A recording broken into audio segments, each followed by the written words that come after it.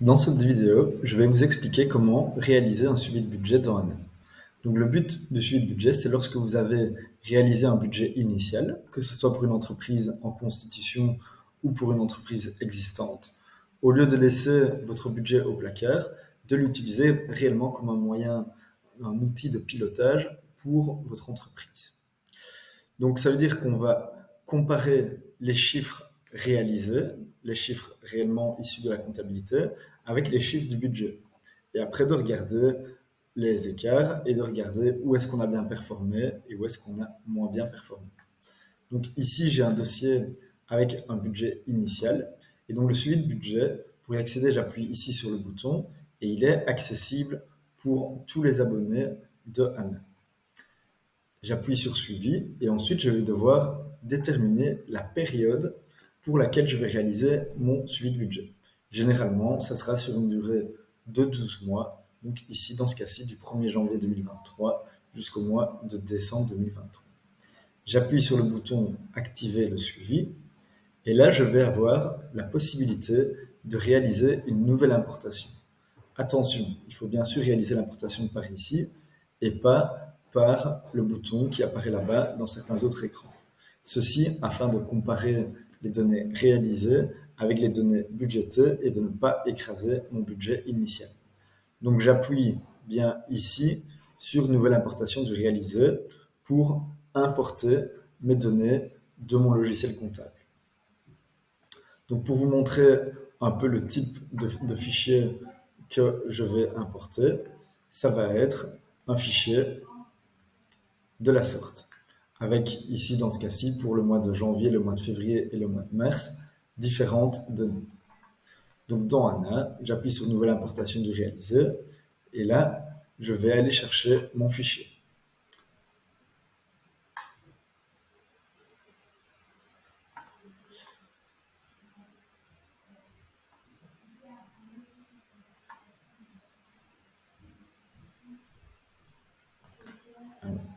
Ici, je dois dire à Anna dans mon écran de matching comment importer les données.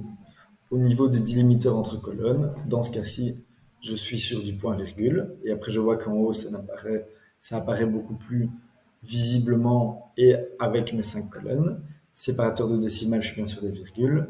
Date de début, je suis sur le mois de janvier que je vais d'abord euh, faire le suivi de budget. Période couverte, un mois, dans le sens où je ne peux importer qu'une seule fois à la fois. Et donc, si je faisais l'importation sur un trimestre, donc un suivi de budget trimestriel, il aurait fallu que je mette 3 mois ici sur la période couverte. Mais donc là, ici, je laisse bien un mois. Première ligne est-elle un titre? Oui, j'ai bien code, intitulé, puis mes différents mois. Code comptable, ma colonne 1, intitulé, ma colonne 2, et le solde, ma colonne 3. J'appuie ensuite sur le bouton importer, et là, j'arrive dans mon écran de matching des codes. Matching des codes où je retrouve mes codes et libellés de la comptabilité et mes codes et libellés de ANA. Ceci dans un but de comparer des pommes avec des pommes, dans le sens où il est possible que j'ai des codes ou des libellés qui sont différents dans la comptabilité et dans le logiciel. Par exemple, ici, j'ai le poste restauration dans ma comptabilité pour le 700-100, alors que dans ANA, il s'appelle le 700 catering. Et donc là, vu que le matching se fait sur base des codes comptables, il me comparera bien ces deux éléments ensemble. Ici, j'ai un autre poste donc, qui apparaît dans ma comptabilité comme le 611 350 fourniture informatique, qui n'existait pas dans mon budget initial. Donc il n'existait pas dans mon budget initial, donc ANA, par défaut, me propose de le raccrocher au code comptable le plus proche. Donc ici, il propose de le mettre avec téléphone et GSM. Libre à moi, soit d'accepter ce qu'il me propose, soit de le raccrocher à un autre poste, soit de créer un nouveau code comptable. Si je crée un nouveau code comptable, attention, dans le sens où j'aurai une valeur qui vient de ma comptabilité, mais je créerai ça dans ANA, et donc bien sûr une valeur qui sera de 0. Donc je serai d'office au-delà de ce qui était budgétisé pour cette ligne. Donc ici, on va dire que j'accepte sa proposition, j'appuie sur valider, et là maintenant je vais pouvoir aller voir les projections et les écarts.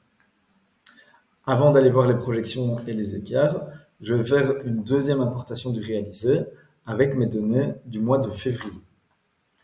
Donc, je vais reprendre mon fichier, je fais exactement la même chose. La seule différence, c'est qu'ici, je dois bien mettre février comme date de début. Et donc, par défaut, automatiquement, le logiciel a déjà compris et m'a déjà mis la date de février. Et donc, ici, le solde, je mets bien ma colonne M2, ma colonne 4. À ce niveau aussi, donc là, il me met chaque fois en vert parce que j'ai déjà validé ça précédemment. Et donc ici, j'ai un nouveau poste, le 611 500 petit matériel. Donc encore une fois, qui est dans ma comptabilité, mais qui n'était pas dans mon budget initial dans ANA. Et donc là, ici, on va dire que je refuse sa proposition. Je vois aucun poste qui ressemble. Et donc, je vais créer un nouveau code. Donc, je vais d'abord vous montrer l'écran de projection, puis je vous montrerai l'écran avec les écarts. Donc là, ici, j'ai fait mon importation. Et donc là, je vais retrouver dans mon tableau, pour janvier et février, ce sera mes deux colonnes pour lesquelles j'ai mes données issues de ma compta, et pour le reste, j'ai mes données budgétisées, que je retrouve jusqu'au bout des prévisions. Ici, avec les petits crayons, j'ai la possibilité de modifier les valeurs pour les mois qui sont activés. Donc si par exemple j'ai oublié une facture pour mes boissons, au lieu de mettre 3200, je pourrais mettre 3300 et avoir le suivi de budget de la sorte. Si je souhaite modifier également les mois qui suivent, par exemple des données pour le mois de mars, il va falloir que je modifie ici situation réelle jusqu'à fin mars. Et donc là, du coup, je pourrais modifier éventuellement les données de mars et de mettre, ah ben tiens, 1250 € pour le catering, par exemple. Et donc ça, il en tiendra bien sûr compte dans mes écarts et dans le graphique ci-dessus. Donc le graphique ci-dessus donne un peu une idée de où est-ce qu'on se situe par rapport au budget initial et par rapport à l'ensemble de l'année, le budget qui est prévu sur l'ensemble de l'année. Au niveau des écarts, donc ici je vais pouvoir regarder mes écarts. Donc ici mois par mois, donc pour janvier, février et mars, parce que j'ai activé dans mes projections, j'ai activé également mars. On va dire que je peux même désactiver les projections pour le mois de mars. Et donc ici, quand je retourne dans mes écarts, je peux voir soit toutes les catégories en une fois. Donc par exemple pour mes produits, je vois que j'ai réalisé 7894 en janvier, au lieu de 12 675 qui étaient budgétisés. Et donc je suis en dessous de mes prévisions, en valeur absolue de 4 781 € et en valeur relative de 38%. Et donc ici, la même chose pour le mois de février. Je retrouve aussi l'ensemble de mes charges et le résultat. Donc, où est-ce que je me situe par rapport à qu'est-ce que j'avais budgétisé. Si je veux aller à un niveau de détail un peu plus précis, je peux appeler sur les petits yeux. Par exemple, pour le chiffre d'affaires, je peux voir du coup, mois par mois, ah ben tiens, catering ici, j'ai bien performé, il est en vert. Par contre, pour les boissons, les tickets ou le shop, ils sont en rouge et je suis en dessous des prévisions. Et donc ça pour les deux mois.